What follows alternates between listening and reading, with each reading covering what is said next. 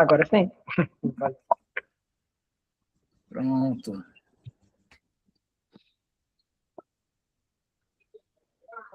Só um instante.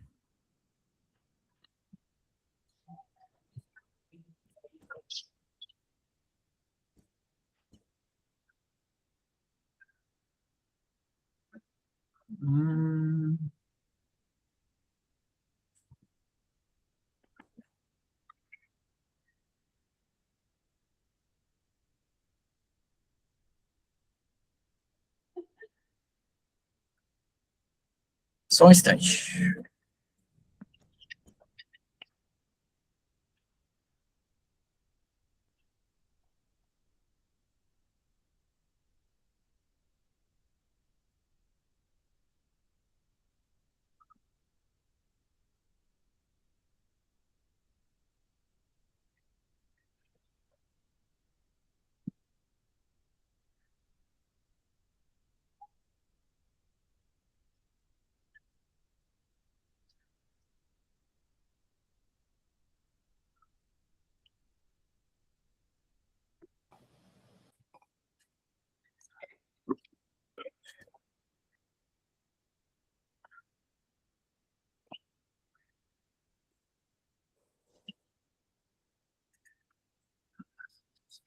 Meus irmãos, muito boa noite a todos. Eu espero que todos estejam conseguindo ver e ouvir com qualidade. Hoje iremos iniciar a aula de número 6. Aula que tem como título: Quem é Jesus Cristo? Para introduzirmos ou adentrarmos ao assunto, é necessário entender sobre o que iremos falar nessa noite. Hoje vamos conhecer melhor uma das pessoas, ou melhor, a pessoa mais importante de toda a história. Não uma das pessoas, mas a pessoa mais importante de toda a história. O nome dela é Jesus Cristo. Talvez você já tenha ouvido falar de Jesus, muitas vezes. Mas será que sabemos realmente quem ele é? Jesus, ele não foi apenas um homem importante, um professor, um profeta, ou alguém que viveu há muitos anos atrás. A Bíblia nos mostra que Jesus é o Filho de Deus, o Salvador, o Senhor, e aquele que, por meio de quem Deus trouxe a salvação para toda a humanidade. A história do mundo é tão marcada pela vida de Jesus Cristo que mesmo aqueles que não acreditam em Jesus Cristo reconhecem a sua importância na história. Mas para aqueles que creem em Jesus, ele passa a ser mais importante do que somente uma figura histórica, pois ele é o nosso Salvador. Ele é o único caminho para que eu e você possamos ter acesso a Deus. Objetivo da aula. Nesta aula, vamos descobrir pela Bíblia quem é Jesus Cristo e por que ele veio ao mundo. Então, nós iremos descobrir quem é Jesus e qual o motivo dele ter vindo ao mundo. Também iremos compreender o problema causado pelo pecado e como Jesus ele veio trazer a solução de Deus para a morte física, morte espiritual e morte eterna. O nosso objetivo não é apenas aprender informações sobre Jesus, que isso fique bem claro aqui, mas conhecer melhor quem ele é e entender por que eu e você podemos colocar a nossa confiança em Jesus Cristo.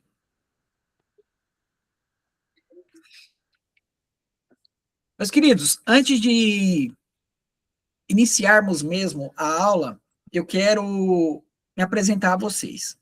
Meu nome é Fernando Oliveira, sou missionário da Junta de Missões Nacionais da Igreja Presbiteriana do Brasil.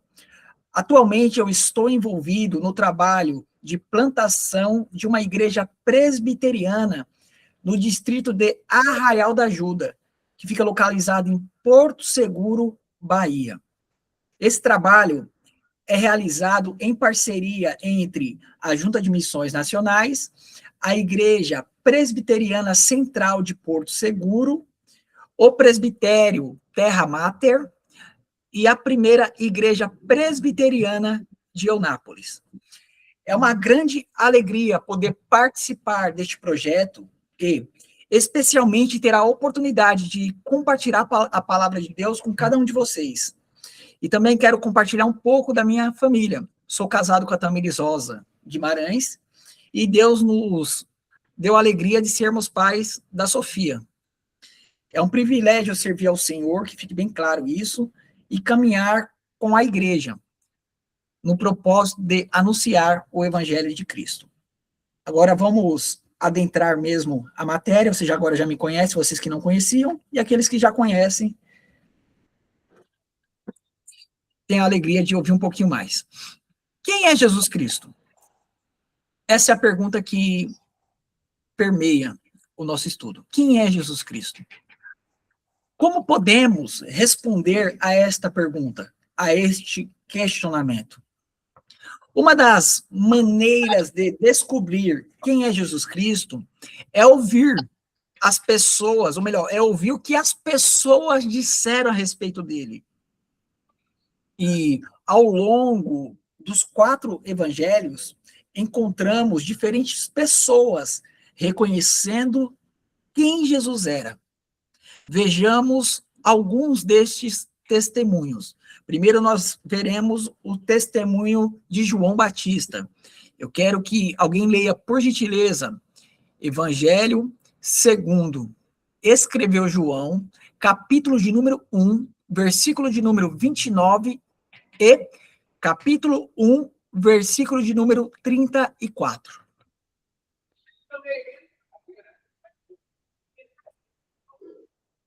No dia seguinte, vendo que Jesus vinha em sua direção, João disse: Eis o Cordeiro de Deus que tira o pecado do mundo. Pois eu mesmo vi e dou testemunho de que ele é o Filho de Deus. Muito obrigado. Eu quero que agora vocês observem o que Pedro disse sobre Jesus. Pedro, quando ele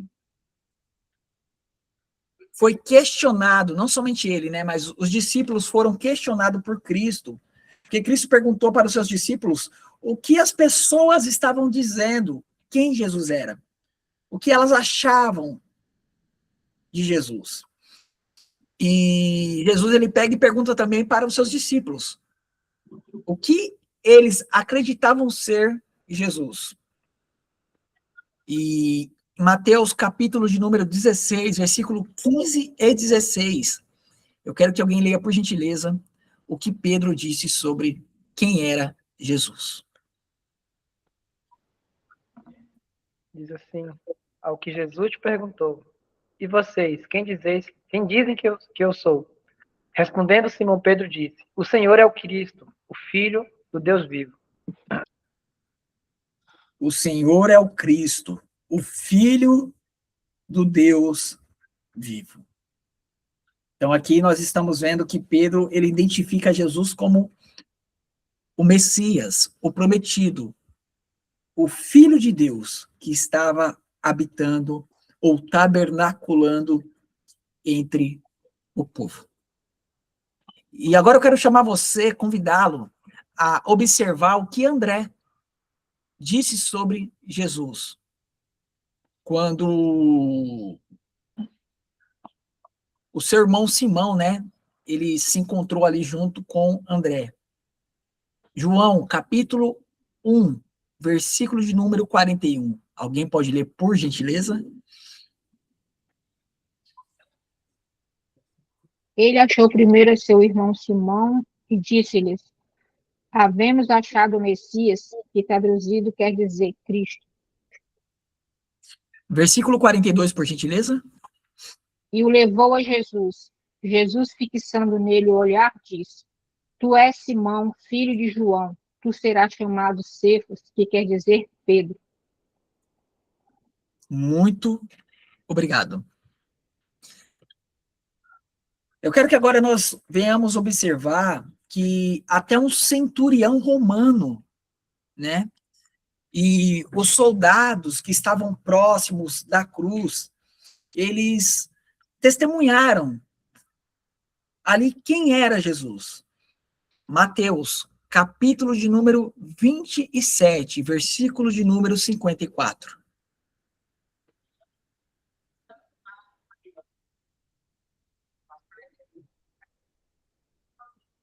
Alguém pode ler, por gentileza?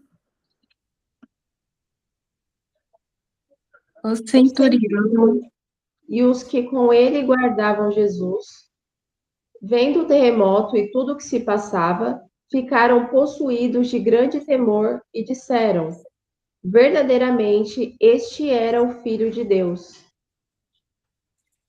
Perceba, quantos testemunhos diferentes e apontam para a mesma pessoa. João Batista chamou Jesus de Cordeiro de Deus. Pedro chamou de Cristo e de Filho do Deus vivo. André o reconheceu como o Messias, o enviado, o ungido, o escolhido. Os samaritanos o chamavam de Salvador do mundo. E o centurião também reconheceu que Jesus era o Filho do Deus vivo. Mas existe outra maneira de reconhecer ou responder quem é Jesus. Observe o que o próprio Jesus disse sobre si mesmo. Então, primeiro nós observamos o testemunho das pessoas que estavam próximas a Cristo, ou por muito tempo, ou por algum momento, e testemunhou sobre ele, e foi relatado nas Escrituras Sagradas. Entretanto, agora nós iremos responder quem é Jesus, só que com a resposta que ele dava sobre quem ele era. E para respondermos isso, eu quero que você abra, por gentileza, ou melhor, vai ser projetado aí para poder acelerar o processo. João, capítulo de número 5, versículo de número 18.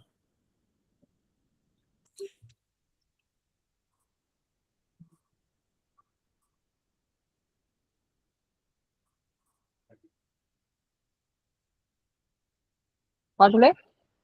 Pode. Por isso, pois os judeus ainda mais procuravam matá-lo, porque não só violava o sábado, mas também dizia que Deus era seu próprio Pai, fazendo-o igual a Deus. Fazendo-se igual a Deus. É isso mesmo? Isso mesmo. Muito obrigado. Isso mesmo. Muito obrigado. Só um instante aqui que eu te...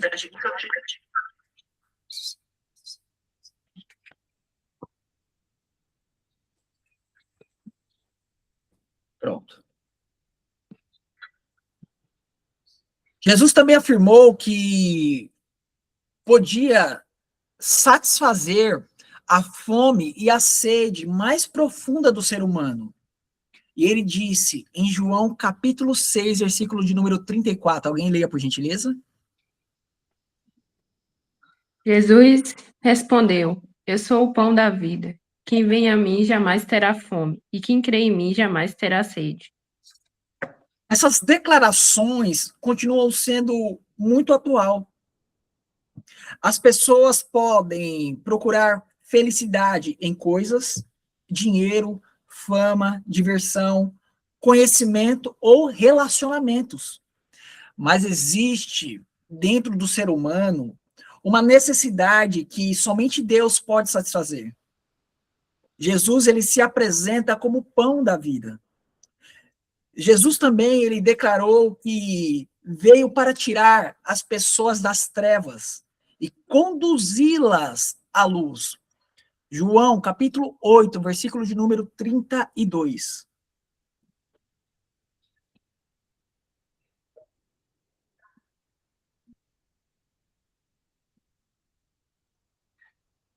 E conhecereis a verdade vos libertará.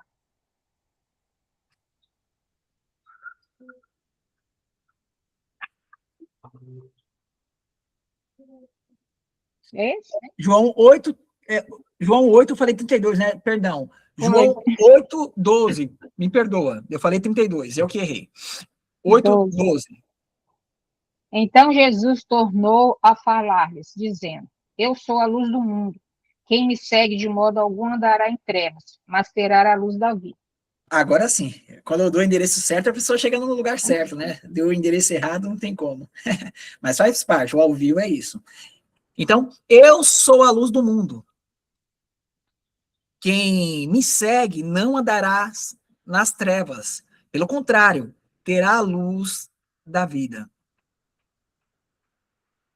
Quando uma criança ela está em um quarto completamente escuro, ela pode sentir um pouco de medo, pois ela não consegue enxergar o caminho nem mesmo até o interruptor para poder ligar a luz. Eu acredito que todos nós, quando éramos criança, tínhamos dificuldade, né, com o escuro. Normalmente, quem nos protegia na nossa mente era o cobertor. Qualquer barulho que acontecia no quarto, o cobertor se tornava o possível salvador naquele momento, né? Só que sabemos que o cobertor não podia nos proteger de nada. Mas na nossa cabeça de criança, ele tinha o poder de nos proteger de qualquer coisa que viesse a aparecer ao surgir do escuro. Bem coisa de criança mesmo. Então, quando a luz ela é acessa, tudo muda. Ou seja, quando nós temos acesso à luz, quando a luz ela é acesa, tudo muda. Por quê? Aquele local, aquele ambiente que outrora estava escuro, agora ele tem luz. Então agora nós conseguimos enxergar onde está o interruptor, nós conseguimos enxergar que onde havia um brinquedo e nós achávamos que era uma pessoa que estava nos observando no quarto, alguma coisa, quando ligou a luz, o que acontece? O brinquedo ele continua sendo brinquedo, a mesinha continua sendo a mesinha, né? Nós não corremos o risco de levantar, bater as pernas em algum lugar, se machucar, cair, se machucar, por quê? Nós temos a luz. E quando a luz ela é acesa, nós conseguimos nos locomover bem melhor do que se locomover no escuro. Eu acredito que ninguém tem a facilidade de se locomover em um local totalmente escuro. E Jesus, ele utiliza essa mesma imagem para mostrar que ele é a luz que conduz aqueles que o seguem.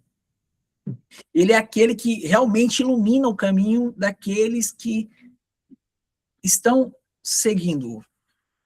Em outra ocasião, Felipe, ele pediu que Jesus mostrasse para Felipe o Pai. Felipe queria conhecer o Pai. Então ele pede para que Jesus apresente a ele o Pai.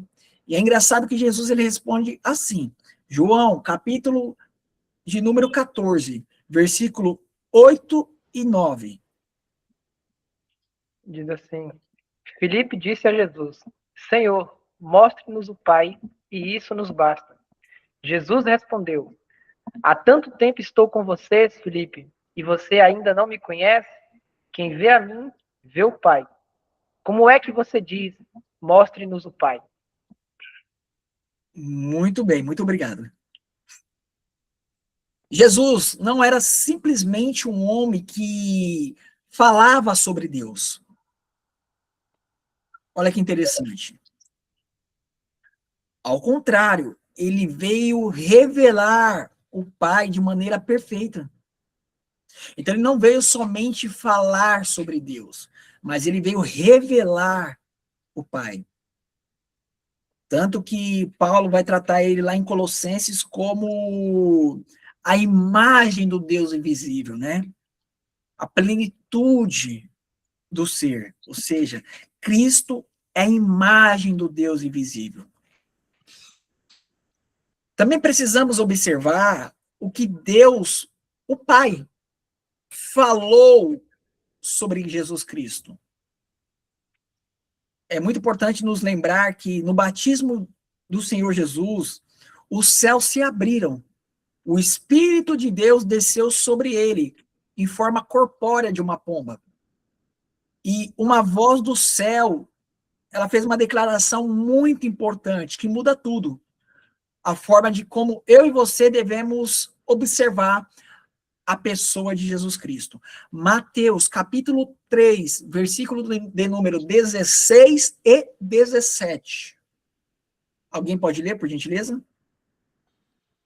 Depois de batizado, Jesus logo saiu da água. E eis que os céus se abriram, e ele viu o Espírito de Deus descendo como pomba, vindo sobre ele. E eis que uma voz dos céus dizia: Este é o meu filho amado, em quem me agrado. Muito obrigado. No conhecido como Monte da Transfiguração, né? Ali onde houve a transfiguração, novamente o Pai fez uma declaração sobre a pessoa de Jesus. Mateus, capítulo de número 17, versículo de número 5. Alguém pode ler, por gentileza?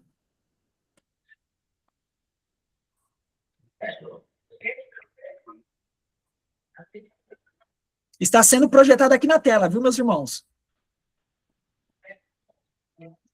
Estando ele ainda a falar, eis que uma nuvem luminosa os cobriu, e dela saiu uma voz que dizia: Este é o meu filho amado, em que me comprazo. A ele ouvi. Muito bem. Então, esse é meu filho amado, em quem me agrado. Ou seja, Deus, o Pai, se alegra no Filho.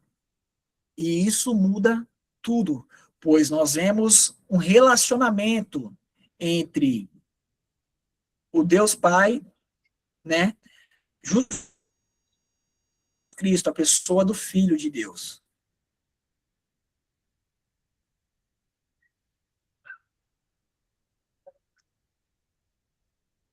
Se eu não me engano, eu tive um problema aí de conexão referente à imagem, mas tranquilo. Portanto, não temos apenas os testemunhos das pessoas que encontraram-se com Jesus, mas nós temos também o testemunho do próprio Pai, declarando quem Jesus é. Então, nós temos o testemunho de pessoas, o testemunho do próprio Cristo, e também temos o testemunho mais importante, que é o testemunho do Pai. João, capítulo 1, versículo 1 ao versículo de número 3. Está sendo projetado na tela. No princípio era o Verbo, e o Verbo estava com Deus, e o Verbo era Deus. Ele estava no princípio com Deus. Todas as coisas foram feitas por ele, e sem ele, nada do que foi feito se fez. Muito obrigado. Então, João ele está dizendo aqui, ó, no princípio era o Logos, era a palavra, era o Verbo, e o Verbo ele estava com Deus, e o Verbo era Deus. Existe uns grupos que são considerados pela Igreja Presbiteriana do Brasil como seitas, que dizem que Jesus era um Deus menor, e isso é um erro. Não é isso que o texto está afirmando. Ainda que eles apresentem, né, uma versão distorcida da palavra de Deus, que eles têm uma Bíblia lá com uma versão distorcida, aquilo não é reconhecido por nenhum cristão erudito sério, aquela tradução, né? Que Cristo era um Deus menor. Não. Nós cremos no monoteísmo. O monoteísmo acredita em apenas um Deus. Se Cristo é um Deus menor, logo existe mais de um Deus. Então já não é uma fé monoteísta. E fique bem claro isso. Então nós temos que tomar cuidado com pessoas que se apresentam como cristãs, né? Bem vestidas, argumentações em dias, só que, infelizmente, elas estão apresentando um evangelho que não é o evangelho de Cristo. Eles estão tentando diminuir a pessoa do Filho. E isso é perigoso. Isso é perigoso. Temos que tomar cuidado com esse tipo de desvio da verdade. Tranquilo até aqui? Paulo, o apóstolo Paulo, também apresenta a grandeza de Jesus Cristo.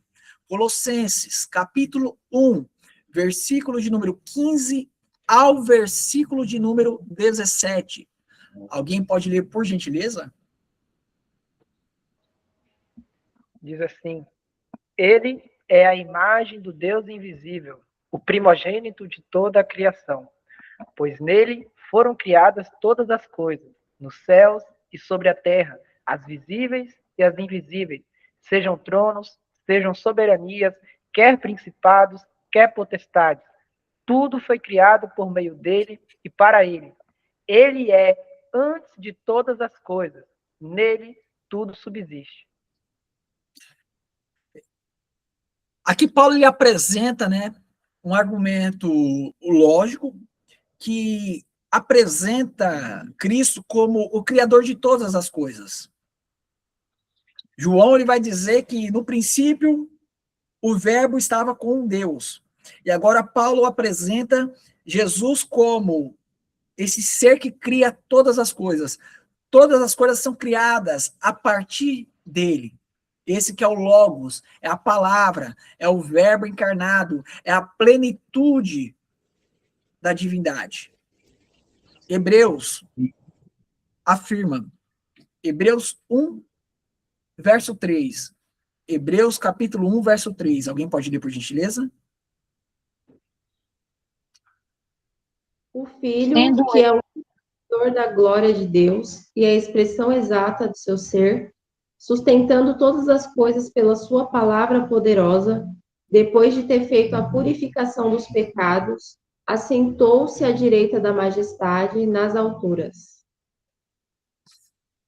Jesus, ele também declarou em João, capítulo de número 14, verso 6. Olha o que diz.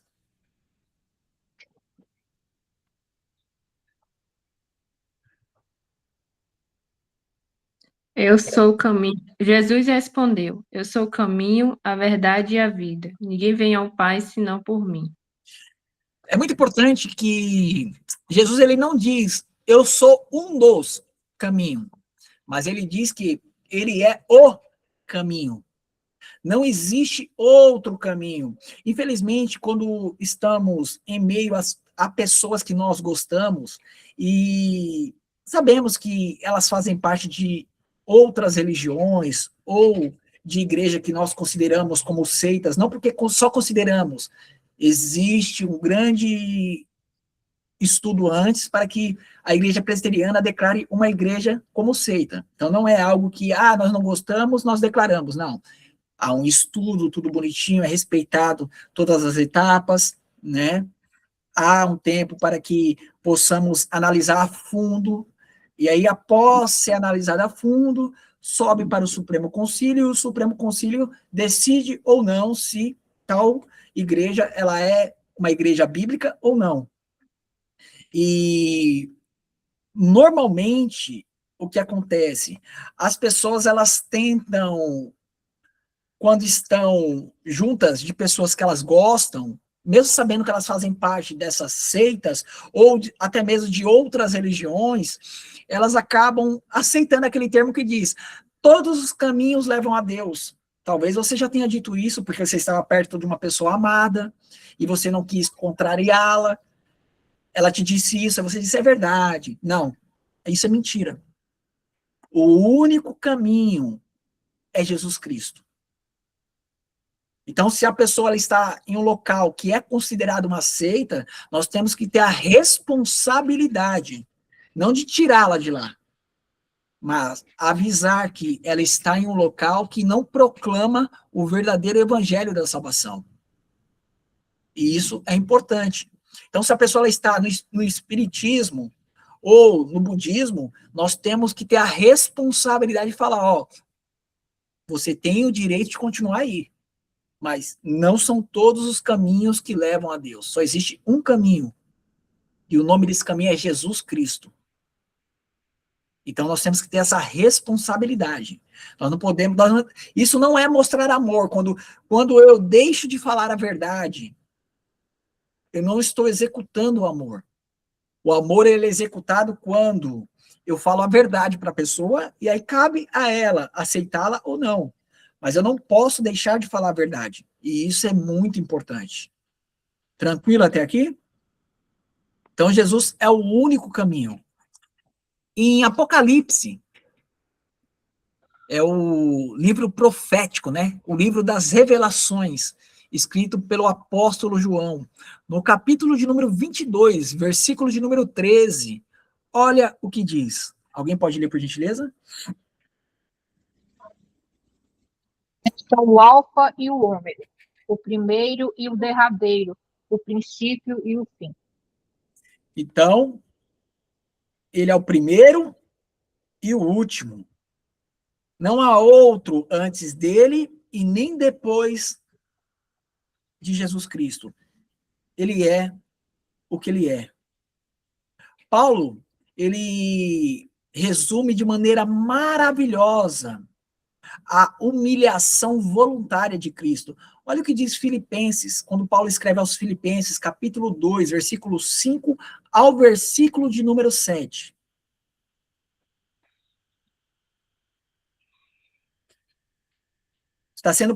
Vai ser projetado na tela, tá, meus irmãos? Só falta eu achar aqui, Fernando. Peraí, Tranquilo. vou achar.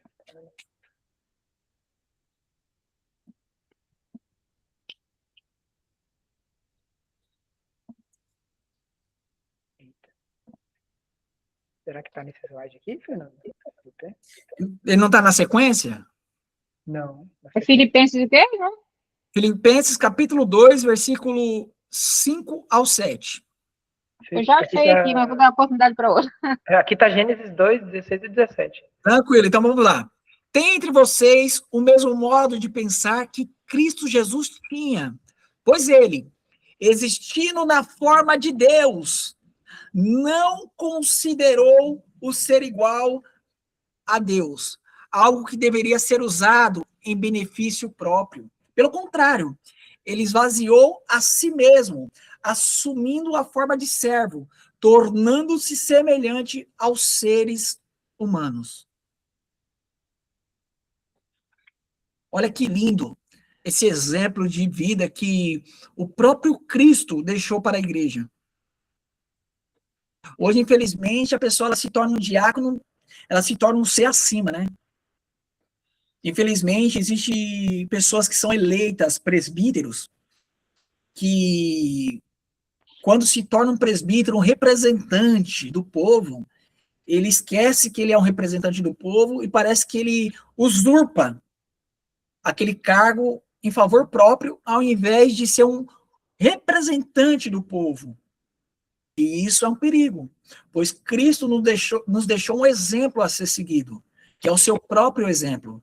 Ele não manda eu e você copiar exemplo de outros, mas ele ensina aquilo que ele mesmo fez. E é o que Paulo está fazendo. Ele está apontando para Cristo, que é o nosso exemplo a ser seguido. Nós devemos seguir a Cristo. Ele deve ser o nosso modelo. Para quando as pessoas olhar para mim e para você, elas venham enxergar Cristo. Por isso que nós somos chamados de cristãos, né? Que é pequenos cristos. Mas muitas vezes nós queremos usurpar, queremos humilhar, queremos ser melhor um do que o outro. E isso está errado. Isso não é modo de agir de um cristão. Que fique bem claro isso nesta noite. Tranquilo até aqui? Jesus, portanto, não começou a existir quando nasceu em Belém. Ele é o Verbo eterno, o Filho de Deus, aquele que, por meio de quem todas as coisas foram criadas. Ele entrou na história da humanidade assumindo a forma de servo para realizar a obra da salvação. A pergunta que surge é: por que Jesus veio ao mundo? Pois agora já conseguimos responder quem é Jesus. Mas por que Jesus veio ao mundo? Para entendermos por que Jesus veio ao mundo, primeiro precisamos compreender o problema que a humanidade enfrenta.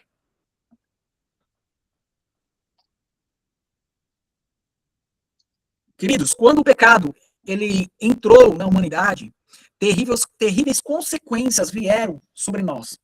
A mais grave dela foi a morte. Então vieram terríveis consequências.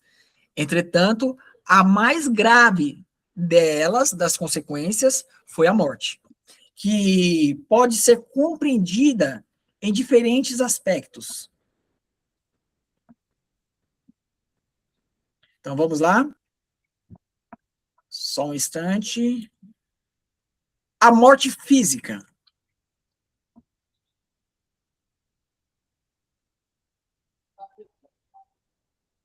Vamos lá. Ô, Ayrton, acho que pode trocar de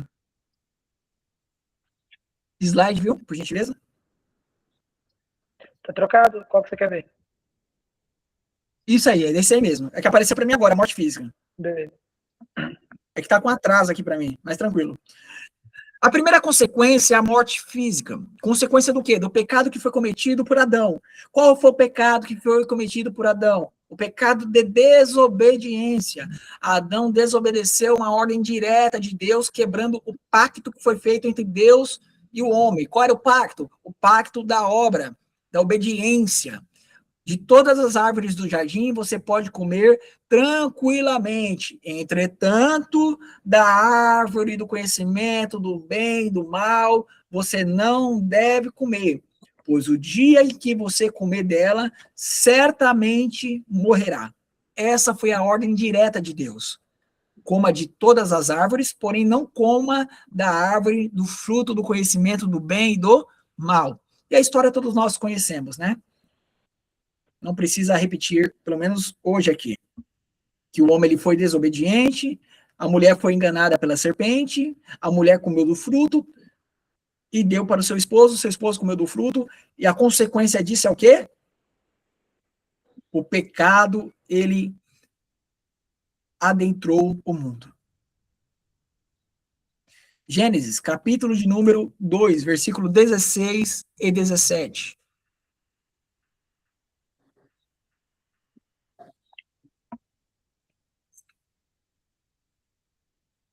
Alguém pode, beleza? 16, 17. Isso. Ordenou o Senhor Deus ao homem, dizendo: de toda árvore do jardim podes comer livremente, mas a árvore do conhecimento do bem e do mal, dessa não comerás, porque no dia em que dela comeres, certamente morrerás. Queridos, eu quero que você perceba que Adão, ele não morreu de forma instantânea, pelo menos não fisicamente, né? Ele não morreu fisicamente no mesmo instante em que ele pecou. Porém, naquele momento, a morte, ela entrou na experiência humana e no corpo humano, que perdeu a condição de viver para sempre. Lembrando que, olha o que eu vou trazer para você aqui, lembrando que lá no jardim, também tinha uma árvore chamada Árvore da Vida. Vocês lembram disso? Que lá no jardim havia uma árvore chamada Árvore da Vida? E não havia nenhuma proibição para que Adão e Eva, antes de pecar, pudessem comer daquele fruto. Só que, quando eles comem, a primeira ação de Deus é o quê? Tirá-los do jardim para que eles não tenham mais acesso à árvore da vida, para que eles não vivam eternamente. Então agora o ser humano está impedido de se aproximar da árvore da vida. E depois da queda, Deus ele declara, Gênesis capítulo de número 3, versículo de número 19.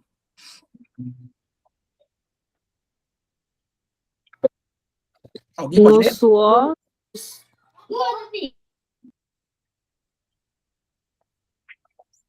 No suor do seu rosto você comerá o seu pão, até que volte a pois dela você foi formado, porque você é pó, e ao pó voltará. Desde então, a humanidade passou a experimentar a realidade da morte física.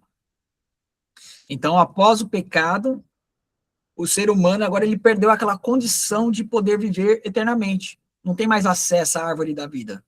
Então, agora, o ser humano, com o passar do tempo, ele vai encontrar com a morte. Essa é uma das certezas que todo ser humano tem, né?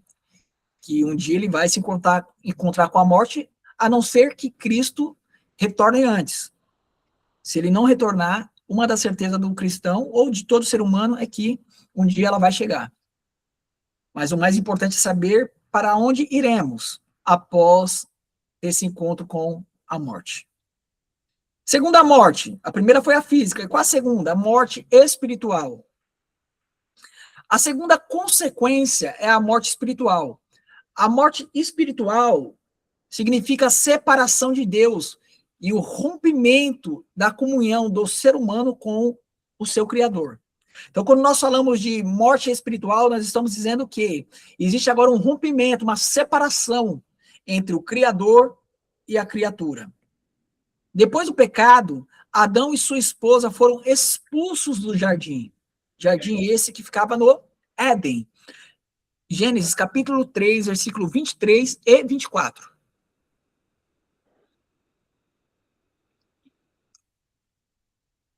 Alguém pode ler, por gentileza? Diz assim: por isso o Senhor Deus o lançou fora do jardim do Éden, para cultivar a terra da qual havia sido tomado. E, depois de lançar fora o homem, Deus colocou querubins a leste do jardim do Éden, e uma espada flamejante que se movia em todas as direções, para guardar o caminho da árvore da vida. Muito obrigado, Ayrton. Aquele acesso permanente, né, ao jardim e a comunhão com Deus agora foi perdido. O homem ele tinha um acesso permanente ao jardim, um acesso permanente à árvore da vida.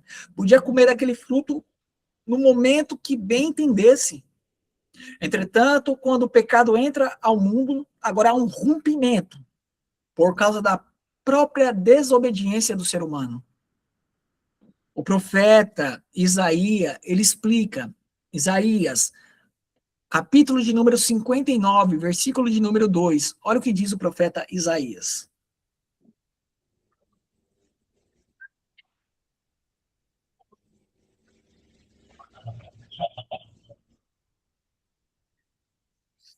Vamos, meus irmãos. Mas as iniquidades de vocês fazem separação entre vocês e o seu Deus. E os pecados que vocês cometem o levam a esconder o seu rosto de vocês, para não ouvir os seus pedidos. Por causa do pecado, a humanidade ficou espiritualmente morta. Quando Paulo descreve essa condição dizendo que estávamos mortos em nossos delitos e pecados, tá assim, né? Ele lhes deu vida quando vocês estavam mortos em suas transgressões e pecados. Então, Deus ele nos deu vida quando nós ainda estávamos mortos em nossos delitos e pecado. A terceira morte, que é consequência também do pecado, é a morte eterna. Então, nós já falamos da morte física, que é a morte do corpo. Já falamos da morte espiritual, que é a separação entre o Criador e a criatura. E agora iremos trabalhar a morte eterna.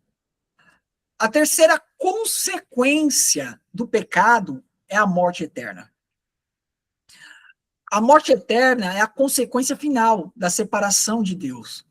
Se uma pessoa permanece espiritualmente separada de Deus e passa pela morte física, sem se reconciliar com o seu Criador, ela entra na eternidade separada de Deus.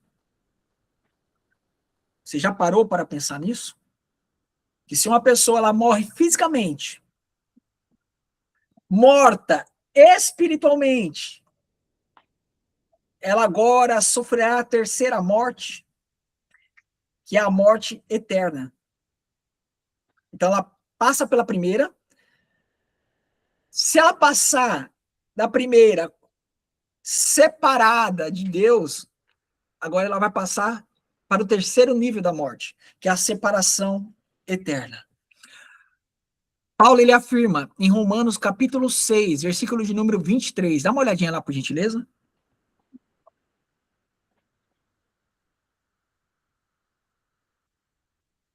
Tô procurando aqui. Só um minuto. Romanos Tranquilo. 4. Romanos capítulo 6, versículo 23. Porque o salário do pecado é a morte, mas o dom gratuito de Deus é a vida eterna em Cristo Jesus, nosso Senhor. Porque o salário do pecado é o quê? A morte. A morte. Muito bem. Em Apocalipse, encontramos também a descrição da segunda morte. Apocalipse 21, versículo de número 8. Olha o que diz. Quanto, porém, aos covardes, aos incrédulos, aos abomináveis, aos assassinos, aos imorais, aos feiticeiros, aos idólatras e a todos os mentirosos, a parte que lhes cabe será no lago que está queimando com fogo e enxofre, a saber, a segunda morte. Ou seja, a morte eterna. A morte eterna. Queridos, eu quero chamar a atenção aqui, porque aqui está dizendo o quê? Ó, quanto, porém, aos covardes, aos incrédulos, aos abomináveis, aos assassinos, aos impuros, aos feiticeiros, aos idólatras e a todos os mentirosos. E muitas vezes nós tratamos a mentira como algo pequeno, algo aceitável no meio cristão. Está errado. Mentira é mentira. Então, se você mente, arrependa-se. Peça perdão a Deus, pois aos mentirosos cabe também a segunda morte. Muitas vezes falamos dos assassinos, né? Dos incrédulos, dos idólatras, mas diminuímos a punição daqueles que são mentirosos. E está errado. Mentira é mentira. Ô, Fernando, posso fazer uma observaçãozinha rápida? Tive Pode. uma dúvida. Em algumas versões falam tímidos e outros medrosos. O que seriam esses tímidos ou medrosos? Qual a versão que a irmã está utilizando? Eu não sei porque eu estou no celular, Só um na instante. Bíblia. Só um instante, minha irmã. É porque tem umas versões que vêm medrosos, né? É assim, mais quanto aos medrosos, e tem umas versões que falam quanto aos tímidos. Aí eu gostaria de saber o que significa esses tímidos. Certo, só um instante que eu vou dar uma olhadinha aqui em outras versões aqui para tentar sanar a dúvida da irmã. Só um instante.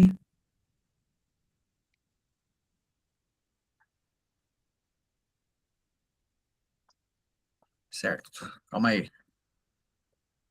Eu olhei aqui nas 4 versões, todas que eu vi tá botando covarde, não sei se é esse paralelo. Eu seria nesse versículo, tem a parte dos tímidos mesmo, mas não tenho certeza se é nesse versículo aqui. Ah, então seria isso mesmo, né, Ayrton? Nas 5, olhei a CF, NA, NVI, ARA, olhei tudo aqui, tá tudo covarde, não achei. Mas Covardes, existe né? realmente um tímido na Bíblia, mas eu acredito que não é na parte de Apocalipse, eu acho que é em outro trecho que ele está condenando. Não, é nesse trecho aqui mesmo, que eu tenho duas Bíblias, uma fala tímidos e outra fala medrosos, é isso.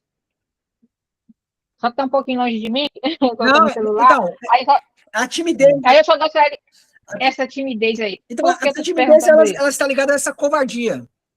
É você se acovardar Das coisas do Senhor e procurar. Não, essa covardia está ligada a isso. A covardia está propagar. ligada a você se acovardar mesmo. Você usar da sua timidez, que na verdade, no mais profundo, a palavra que eu acho melhor aí seria a mesma covardia, em se ausentar, em se posicionar como um cristão diante da sociedade. Pois nós conhecemos cristãos que não parecem cristãos. Eu estava até conversando ontem com um irmão que é esquisito você saber que o número dos evangélicos, eles estão crescendo de forma enorme, né?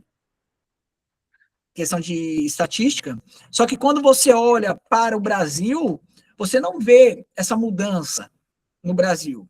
Como que os evangélicos crescem, a Igreja Católica ela diminui a quantidade de membros e a Igreja Evangélica ela começa a crescer de forma uma forma disparou, vamos pôr, ela disparou em questão de qualquer outro tipo de religião no Brasil. Entretanto, nós não vemos diferença. Sabe por quê, irmão Fernando?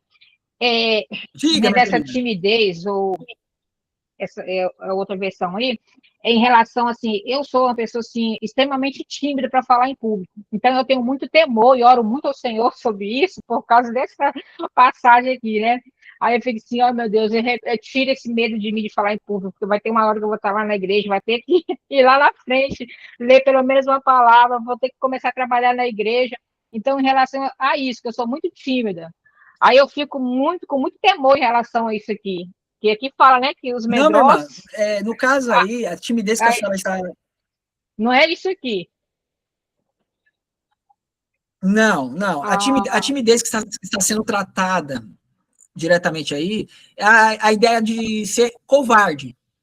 Por isso que eu acho que a NAA, os tradutores foram muito felizes quando utilizou a palavra covarde. Fernando. A pessoa covarde, ela se acovarda, ela deixa de fazer o papel dela e finge que não é nada com ela. Tipo assim, eu sou isentão, eu não vou pôr minha mão nisso, porque não é comigo. E isso está errado. A irmã Jane quer falar alguma coisa?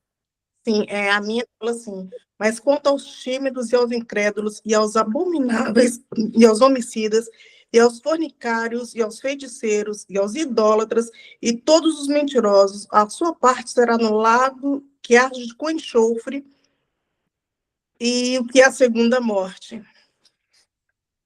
É o tímido que ela falou, está na minha. Isso. Essa timidez aí tá ligada à covardia mesmo. A versão é a RC, Fernando. Porque senão já pensou se todas as pessoas tímidas fossem condenadas por ser tímidas? Não, Você já foi corajoso, né? Isso. Então, no caso aí, é a timidez referente à proclamação do evangelho. Os covardes são aqueles, vamos dizer, que as pessoas vão falar assim, ó, nós iremos matar todos os cristãos. E aí pergunta para você, ei, minha irmã, você é cristã? Aí você, não. E aí? Só que assim, se você falar que é cristão, morre toda a família. E aí? Você vai preferir mentir, negar Cristo para salvar sua família da morte física? Ou você vai falar, não, sou cristão, como o pessoal tem feito nos países de origem africana? Você vê lá que as pessoas estão matando famílias inteiras. E detalhe, elas não começam pelos pais, ela começa pelos filhos. E aí os pais olham para os filhos olham para os pais falam, não negam. Não negam a Cristo. Se for para eles matar a gente, eles vão matar. E o que eles fazem? Eles começam matando primeiro os filhos, porque eles sabem que o sofrimento para o pai é maior em ver um filho morrer. Mas mesmo assim, eles morrem sem negar a Cristo. Pode falar, Ayrton. A versão que eu estou falando, eu achei, é Almeida Revista e Corrigida, que é ARC, que realmente eles usam o termo tímido no lugar de covarde.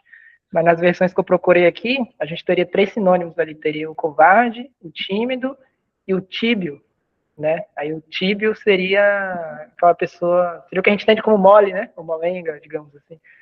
Então seria algo mais... Quando a gente pega essas 3 palavras, a gente entende o tom, né? O tímido aqui não seria um traço de personalidade, né? Da pessoa ser um pouco mais introspectiva. Isso, pronto. Entendeu? Não é sobre isso, não. É mais, por buscar o sinônimo, seria um molenga, covarde, né? Seria nesse sentido o tímido. É deixar de fazer o seu papel, né? Como cristão. É você agir como um medroso diante da tentação, da aprovação. Essa que é a verdade. Nós vemos que ali no primeiro século, vários cristãos, eles morreram por não negar Cristo. Foram vários cristãos que morreram por não negar Cristo. E eles não negavam. Eles morriam ciente que o que eles criam verdadeiramente eram no Deus vivo. E se fosse necessário morrer por Cristo, eles morriam. Ou seja, eles não demonstraram timidez. Eles se mantiveram firmes. Nós vemos isso com os apóstolos, né? Eles se mantiveram firmes. Nós vemos isso em Estevão. Ele se manteve firme. Ele não se abalou. E muitas vezes vemos pessoas com covardia diante da proclamação do evangelho. Deixam de proclamar o evangelho, pois acham que se eles fizerem isso, eles não vão ser bem aceitos no local de serviço. Não vão ser bem aceitos na reunião de família. E aí eles tratam a vida cristã como algo à parte, é algo que se resolve domingo na igreja. E agora, terça-feira, às 8 horas da noite. Ali é o momento que eu visto a minha roupa de cristão. Caso ao contrário, ninguém sabe que ele é cristão. O palavreado dele não é de cristão, ele não fala de Cristo, ele não ouve louvor, ele não proclama as boas novas, ele só lembra que é cristão aos domingos, entre os irmãos dele na fé. Fora isso, ele é um covarde. Pessoas que agem assim são covardes. E se não se arrependerem dos seus pecados, João diz que a segunda morte os aguarda. Tranquilo até aqui, meus irmãos e minhas irmãs? Tranquilo. Fernando, Oi. acho que poderia aproveitar a oportunidade, até pegar esse exemplo, eu achei bem didático essa dúvida dela, que às vezes a pessoa lê uma coisa na Bíblia, e aí ele fica meio confuso com aquela palavra, e aí a pessoa pode gerar até uma teologia errada, né? Porque assim, imagine se você pega a parte do tímido, você vai compreender, vai criar uma teologia toda errada a partir de uma palavra ali que você compreendeu. E aí a dica, né, que você daria, eu já botei para você assim, para quando a pessoa lê uma palavra que ele achar estranho, como é que ele pode entender melhor o significado daquela palavra, né? Buscaria outras versões, ter um dicionário, algum aplicativo, alguma dica ali para a pessoa às vezes driblar, né, esse tipo de situação. Sim. É muito bom essa orientação do nosso irmão Ayrton, por quê? Porque uma palavra mal interpretada, ela cria uma teologia totalmente, realmente equivocada. Né? Já pensou se nós, não que a irmã fez isso, mas já pensou se nós sairmos apontando o dedo para todas as pessoas que têm a personalidade ali mais introvertida? Ó, você não vai para o céu porque você é introvertido. Só vai para o céu só quem é sanguíneo. Porque sanguíneo, ele chega em qualquer lugar, ele conversa, ele faz amizade, mas se você for um fleumático, o seu destino é o inferno.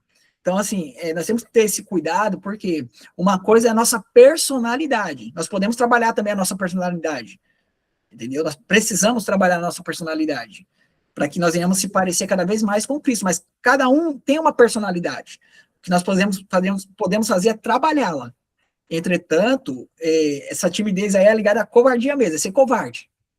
É ser covarde em relação às coisas de Deus. Então, ó, Romanos, capítulo 3, versículo 10, vai dizer assim, ó, não há justo, nenhum sequer.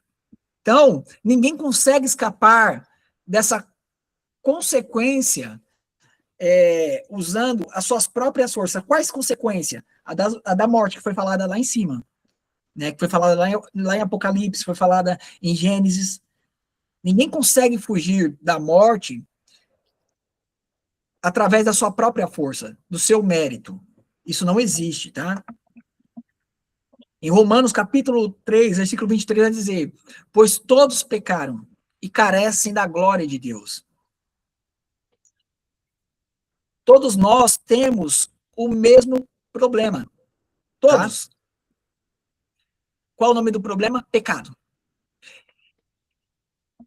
É exatamente neste ponto que entra o evangelho.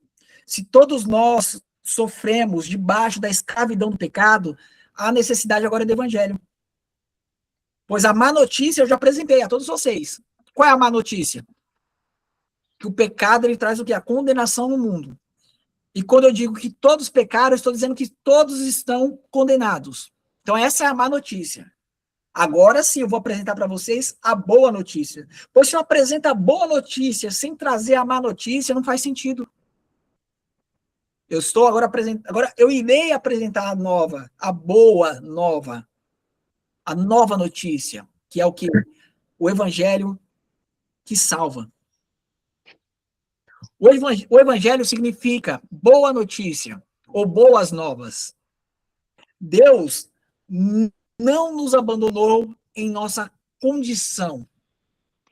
Qual era a nossa condição antes de Cristo? Estávamos dominados pelos pecados, mortos em nossas transgressões. Ele enviou o seu filho para realizar aquilo que eu, você, nós jamais conseguiríamos fazer sozinho. Jesus disse em João capítulo 3, versículo de número 16 e 17. Alguém pode ler, por gentileza? Porque Deus amou o mundo de tal maneira que deu o seu Filho unigênito, para todo que nele crê não pereça, mas tenha vida eterna. Porque Deus enviou o seu Filho ao mundo, não para que condenasse o mundo, mas para que o mundo fosse salvo por ele. Jesus, ele veio para nos salvar. Ele nos livra da morte física, porque ele venceu a morte e ressuscitou. Paulo afirma: onde está, ó morte, a sua vitória? Isso está lá em 1 Coríntios, capítulo 15, versículo de número 54. Cristo, ele ressuscitou como as primícias daqueles que morreram. Alguém pode ler 1 Coríntios, capítulo 15, versículo 20?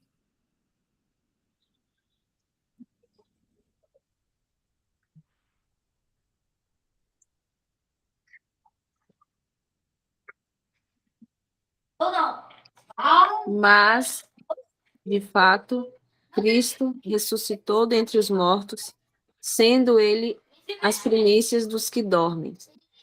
Pode ler, pode ler 21, 22, 23. Visto que a morte veio por um homem, também por um homem veio a ressurreição dos mortos. Porque, assim como em Adão todos morrem, também todos serão vivificados em Cristo. Cada um, porém, na sua ordem. Cristo, as primícias, depois os que são de Cristo, na sua vinda. Muito obrigado. Por isso, aqueles que pertencem a Cristo também aguardam a ressurreição. Jesus nos livra da morte espiritual, porque nos dá vida quando estávamos mortos em nossos pecados. Por isso que ele nos livra da morte espiritual. Foi o que eu li lá na frente, né? Ele nos deu vida quando vocês estavam mortos em suas transgressões e pecado. Na verdade, ele lhes deu vida quando vocês estavam mortos em suas transgressões e pecado. Lá em Efésios, capítulo 2, versículo 1. Jesus também nos livra da morte eterna, porque nele recebemos a vida eterna. Em 1 João, capítulo 5, versículo 11, vai dizer: e este é o testemunho. Deus nos deu a vida eterna. E esta vida está no seu Filho. Então, a vida eterna está em Jesus Cristo. Jesus veio, portanto, para resolver o problema que o pecado trouxe ao mundo. Paulo explica que aquilo que aconteceu por meio de Adão encontra sua resposta na obra de Jesus Cristo. Romanos, capítulo 5, versículo de número 18.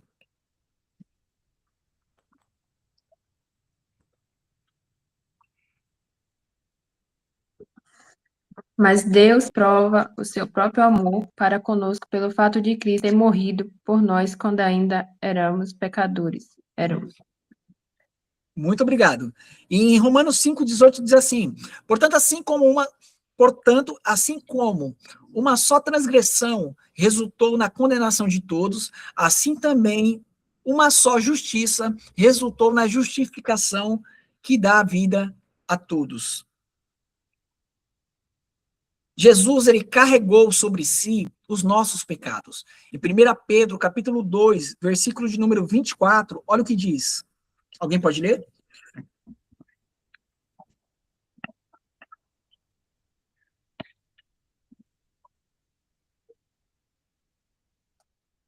Carregando ele mesmo em seu corpo sobre o madeiro os nossos pecados, para que nós, mortos para os pecados, vivamos para a justiça. Pelas feridas deles, vocês foram sarados. Queridos, aqui está uma das verdades mais importantes da nossa fé. Jesus tomou sobre si aquilo que era nosso, para nos dar aquilo que não poderíamos conquistar sozinhos. O pecado trouxe a morte, mas Cristo trouxe a vida. Adão trouxe condenação, mas Cristo trouxe graça. O pecado nos separou de Deus, mas Cristo veio para nos reconciliar com Deus. E Jesus ainda fez uma promessa maravilhosa. Está em João, capítulo 6, versículo de número 40. Olha o que diz.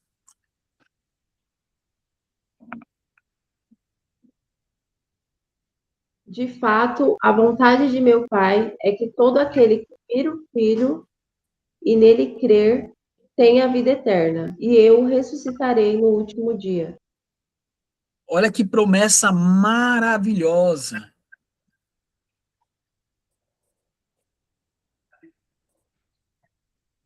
De fato, a vontade de meu Pai é que todos aqueles que viram o Filho e nele crer tenham a vida eterna, e eu o ressuscitarei no último dia. Então, a nossa promessa que nós recebemos é que seremos ressuscitados no último dia. E para concluirmos, Jesus Cristo é a resposta divina para as consequências do pecado. Ele é o Cordeiro de Deus que tira o pecado do mundo. O Verbo eterno que estava com Deus e era Deus. Que tomou, ele é aquele que tomou a forma humana para reconciliar o ser humano com o Pai. Através de sua obra redentora, Jesus não apenas venceu a morte física, mas também venceu o poder do pecado e abriu o caminho para a reconciliação entre Deus e o ser humano. Ele é o Salvador, o Senhor, é o único caminho para o Pai. Quando cremos nele, participamos da sua vitória. Ou melhor, quando cremos nele, participamos de sua vitória. Recebemos vida espiritual. Temos a promessa da vida eterna e aguardamos o dia da ressurreição. Jesus Cristo veio para consertar aquilo que o pecado havia destruído.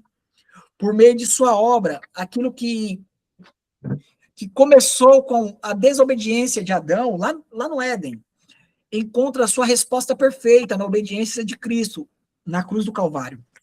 Ele carregou os nossos pecados, morreu em nosso lugar, ressuscitou de forma vitoriosa e ofereceu graça, justiça, reconciliação e a vida eterna. Meus queridos, em Cristo Jesus, somos restaurados. A nossa comunhão com Deus, ela é restaurada. Recebemos a esperança de uma vida que nunca irá terminar. Em Cristo, nós temos a certeza da salvação. Temos a certeza que viveremos eternamente. A grande pergunta, então, não é apenas quem é Jesus. A pergunta também é: o que eu farei com Jesus? Olha que pergunta importante. Ele é o Filho de Deus, o Salvador do mundo, o caminho, a verdade e a vida. E a Bíblia nos convida a olhar para ele, crer nele e confiar nele. Jesus Cristo é a resposta de Deus para o maior problema da humanidade. O maior problema da humanidade é o pecado e a morte. Queridos, que esse estudo ele possa não ser apenas um conhecimento que só agrega a sua parte intelectual, mas que você possa sair dessa aula hoje entendendo verdadeiramente quem Jesus é em sua vida. Ele é o caminho, a verdade e a vida. E se você ainda não entregou sua vida a Cristo, não espere. E entregar a vida a Cristo não quer dizer que você escolheu a Cristo. Não, ele te escolheu. E está trabalhando no seu coração há bastante tempo. Para que chegue o momento certo, você diga: eu quero isso para minha vida. Porém, não espere muito. Talvez esse momento já chegou. Você que ainda não tomou a sua posição diante do seu Salvador. Que Deus abençoe grandemente a nossa vida, em nome de Jesus. Vamos orar? Curva sua cabeça, feche seus olhos. Magnífico Deus e eterno Pai Todo-Poderoso, Senhor, te louvamos. Te louvamos, pois reconhecemos que só o Senhor é o caminho, a verdade e a vida. Senhor, reconhecemos que Adão, ele pecou, e ele era o nosso representante federal. E todos nós caímos em Adão.